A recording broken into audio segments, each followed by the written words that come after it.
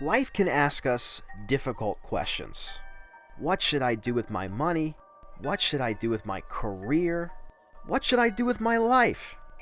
And each of these questions can feel chaotic, overwhelming. They have too many options. There's too little clarity of navigating those options. And we get anxiety just from dealing with these questions because of how important they can be to us. So what can we do?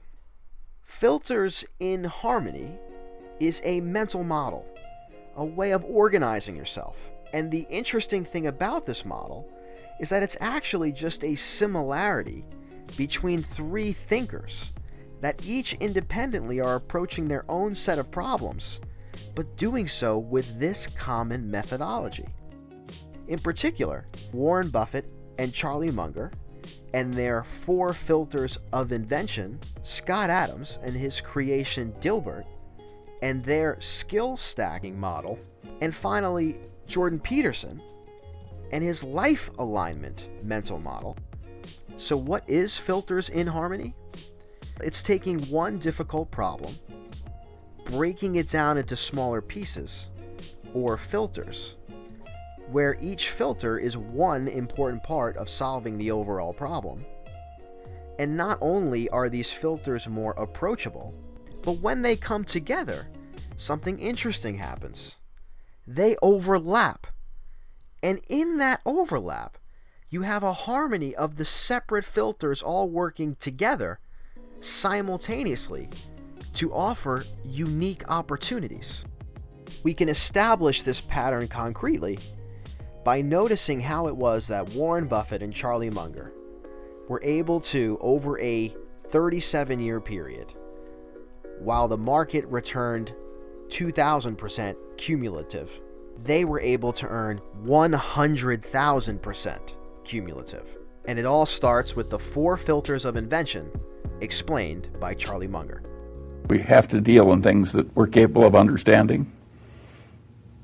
And then once we're over that filter, we have to have a business with some intrinsic characteristics that give it a durable competitive advantage. And then, of course, we would vastly prefer a management in place with a lot of integrity and talent.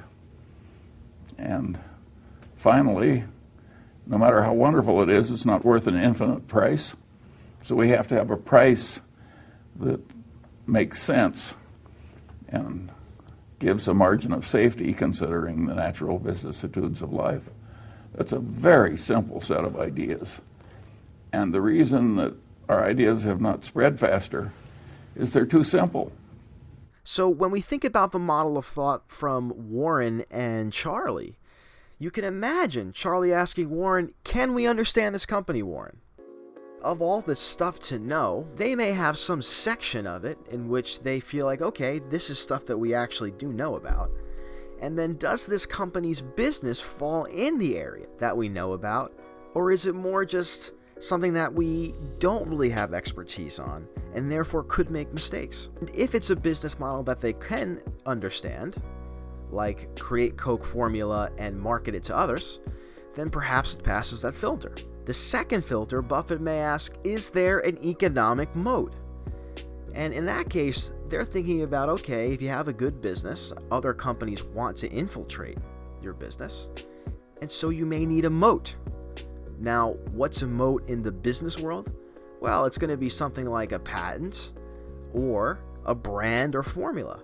In the case of Coca-Cola, for example, it could be that the marketing in the brand satisfied the economic moat.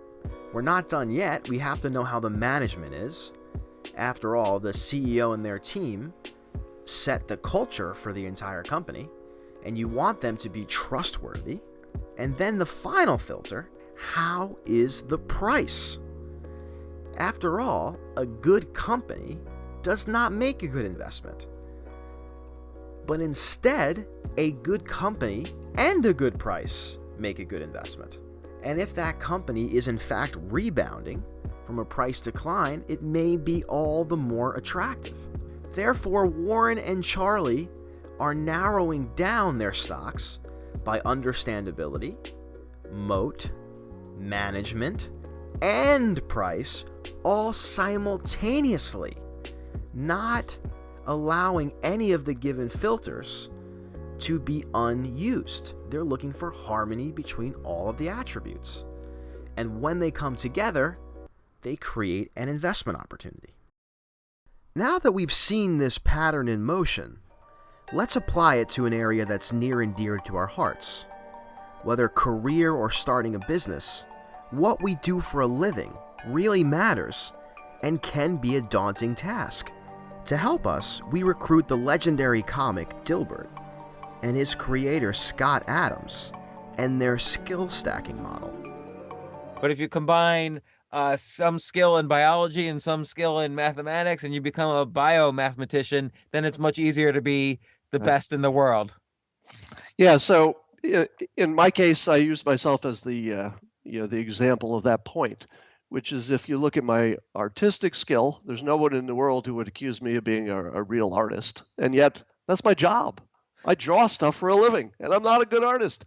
But it turns out that when you combine my mediocre drawing skills with my writing skills, which again are not Pulitzer Prize winning writing skills, but they're pretty good. They're accessible. It's my points are usually clear, so it's good enough.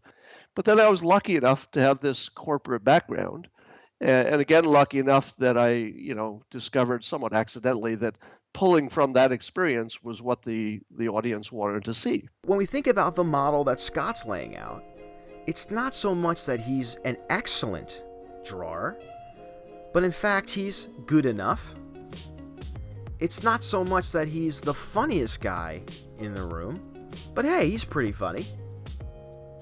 And then it's not so much that he's the perfect writer or Pulitzer Prize winner, but he's good. He knows how to write, he can put things together. And then finally, by accident, he stumbled upon this idea of taking his corporate setting and making jokes about it. And that idea, along with being solid in those skills, together combine to make Dilbert. And it's very easy to see how without drawing, without humor, without writing, or without the corporate idea, we never get Dilbert. Very similar to how do I become a cartoonist is how do I become a YouTube creator. It's one part idea, one part writing, one part visualization, and one part video editing. Any of these alone would not make for much, but together they can create something. And interestingly, as human beings, we can't just be all career, all business all the time. We have to have a balance across other spheres. And that brings us to the Piaget-Peterson life alignment model, in which they break down the difficult question of what do I do with my life into filters that are easier to use. And I got this partly from reading Jean Piaget. So imagine that here's how you should act. You should act so that things are good for you like they would be for someone you're taking care of. But they have to be good for you in a way that's also good for your family. And they have to be good for you and your family in a way that's also good for society. And maybe even also good for the broader environment if you can manage that. So it's balanced at all those levels. And then that has to be good for you and your family and society and the world right now and next week and next month and a year from now and 10 years from now. And so it's this harmonious balancing of multiple layers of being simultaneously. And that's a Darwinian reality, I would say. Your brain is actually attuned to tell you when you're doing that. And the way it tells you is that it reveals that what you're doing is meaningful. So here we have Peterson and Piaget taking the big question, what do I do with my life? And breaking it down into pieces, into filters. Is it good for me? And not just the regular kind of good for me that we often think of, where it's short-term based, but is it good for me now and long-term? And is what I'm doing also good for my family? Is it also good for my society? And is it also good for my broader world? You can imagine that each of these pieces individually doesn't quite make a life good, but instead it's when you're able to satisfy all 4 of these filters that you have this excellent life. And it's interesting to think, what would this actually look like? And it's easy to start with, well, if you hated your job, but it was good at everything else, eventually you would still burn out. And if you liked your job and it was fulfilling, but you had no time with your family, you would be longing for connection with your loved ones. And then on the other hand, if it paid the bills for your family and you liked it, but it wasn't really fulfilling your broader potential, eventually you still may want a difference because you're not giving enough to the world. It's only together, when you like what you're doing, it's aligned with your long-term self. You have the time, energy, and money for your family. You're doing best to contribute to your fellow human beings and broader planet. When these conditions are all met, finally, this is alignment. So in conclusion, when we ask, what should I do with my money? What should I do with my career? What should I do with my life? We start with a big chaotic question, and we break it down into its smaller filters. And we can use each filter independently, and then focus on where they overlap. And in that overlap, we unlock unique opportunities. In a practical sense, you can imagine, for example, using the life alignment model to help guide you on what to aim for, and the skill stacking model to guide you how to get there, and together they can be wielded like a weapon against life's chaos. And how do you know when you're there? You can actually feel the harmony. And at the same time, you're stabilizing and renewing you, your family, society, nature, now, next week, next month, and next year. And when you have an intimation of meaning, then you know you're there. And I can give you an existential demonstration of that. So imagine that each of these levels of existence, the way I just laid them out, are like patterns. They're patterns within patterns within patterns within patterns. And there's a way of making all that harmonious. That's what music models. That's why music is so meaningful. You know, you take a beautiful orchestral composition, and all the instruments are doing different things at different levels, but they all flow together harmoniously, and you're right in the middle of that as a listener, and it fills you with a sense of, it's almost like a sense of religious awe, even if you're a punk rock nihilist, you know.